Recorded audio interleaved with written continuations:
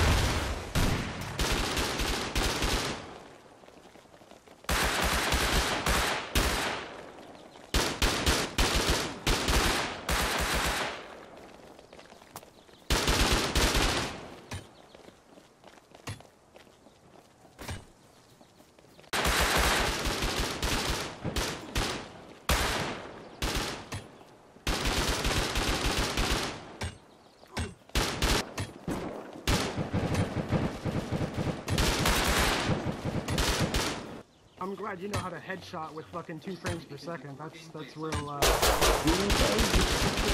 Oh, baby, it's a triple.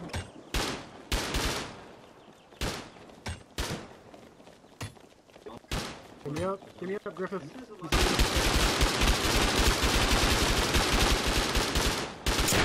Nice, I'm good down, work. I'm down.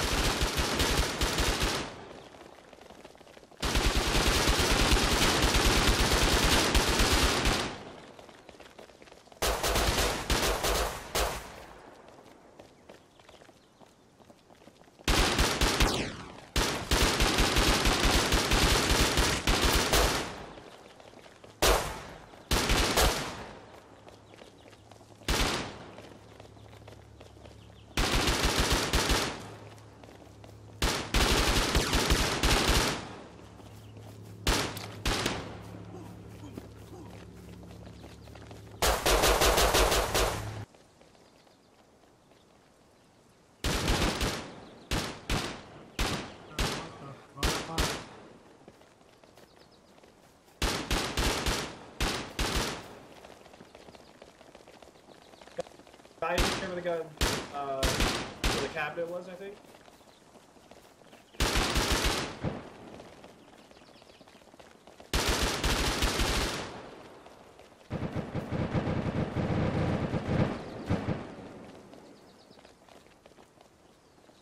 Guys, in this room, Needler helps out. Break this door.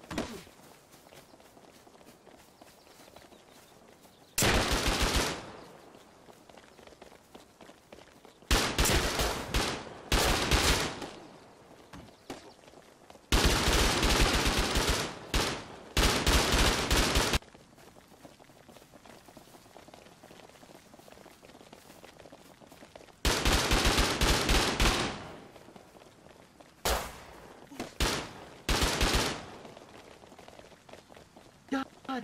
Pick me up, pick me up, pick me up, pick me up. Pick me up, pick me up, pick me up. Thank Guys, fucking stop shooting Gabby, will ya? Pay attention, guys. There's nobody fucking around. Dude, FFS, guys, be careful.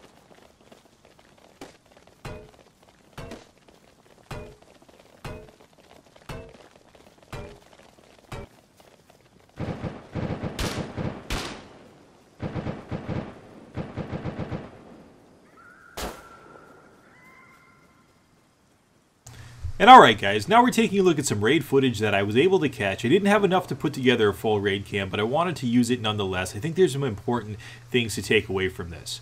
So you might remember this base design from the last edition of the Rust Cribs, and as you can see, it is under assault at this point in time. Incendiary rockets have been fired at the base. They're up top on the top tier to suppress the defenders, and they're also down on the bottom ground as well. The raiders are down here trying to get into the base, and as we take a look at the base, we can see that that inner base has a lot of things going for it. It has those outer ledges, which help mitigate against ladder raids, and also help to soak up rockets, which is always a good thing. When we go ahead and take a look at the top of the base, there's really an important feature up here, which is this battlement that's up here. It's the armor tier, and it has windows in every direction, so the defenders have a 360-degree radius to defend from here. It's a really well thought through base design, and I really like what they're doing here. It's high enough so that they can see in the inner part of the compound, and they also can see outside the walls of the base. Now, it seems like when they designed this base, they really took height into consideration. So that main base is tall enough just to see over the walls, but there's also a large tower here with a crow's nest that can give the defenders even a much greater vantage point, which allows them to see all of the inner compound as well as far outside the base. There's an outer flank base here as well, which is always important to have, and it takes care of the blind spot that they may have had otherwise. So you always want to do a flank base if you can. It's a good way to call out targets, and it's really an effective building method.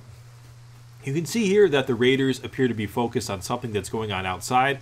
I'm not sure if the defenders perhaps called in reinforcements, but they're moving up to the walls here, and they're losing a bit of the focus on that inner part of the compound. Now they're making a critical mistake here, because the two raiders who are up top here are actually not paying attention to that battlement up top where the defenders were firing from. And as you can see, one of the raiders here actually pays the price for that, taking a headshot and going down.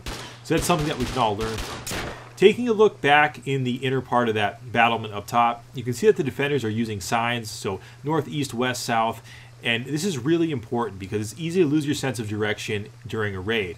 If you don't want to use words, you can actually use pictures or images, whatever you want. Just use the signs in a way where you can call out directions because it's really important to do. So taking a look back out at the base, we can see that the way that the compound is structured.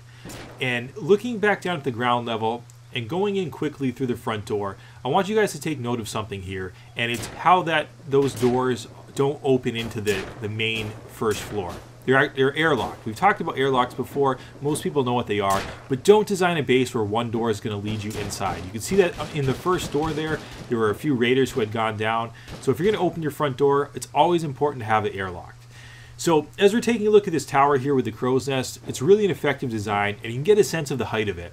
It really gives that defender a vantage point that is awesome. He can see both in the compound, he can see also far and wide, he can see the lake, he can see virtually every position.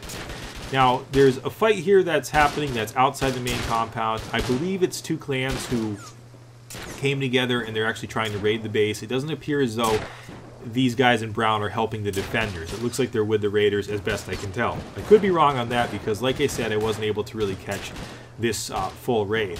But it's interesting to see how things progress when the fight is taken to the woods. There's lots of places to hide between the rocks and the trees. And then we have, of course, the dynamic weather going on right now, which is really cool. Adds to the atmosphere, but does lag it down a little bit.